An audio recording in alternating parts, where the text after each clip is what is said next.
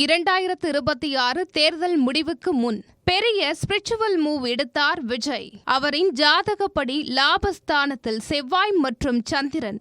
அதனால் செவ்வாய் சக்தி ஆக்டிவேட் ஆகணும்னு செவ்வாய்க்கிழமை அதிகாலை திருச்செந்தூர் சுப்பிரமணிய சுவாமி கோவில் சென்றார். அங்கே சத்ரு சம்ஹார பூஜை. அதே நேரம் தொழில் ஸ்தானத்தில் சூரியன் மற்றும் சனி. பெரிய சவால்கள் கடந்து அரசியலில் ஸ்திரமான இடம் பிடிப்பார் என்ற சிக்னல்.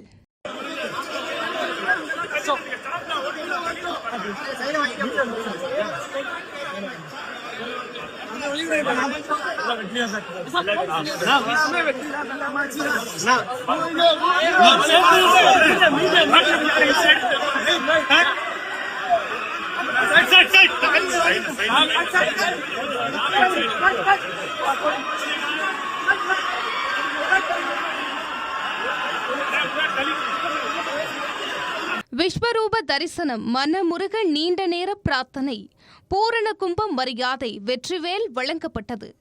இது ஒரு சாதாரணமான தரிசனம் இல்லை, இது வெற்றிக்கான மாஸ்டர் பிளானா என்று ஜோதிடர்கள் வட்டாரத்தில் பேசப்படுகிறது.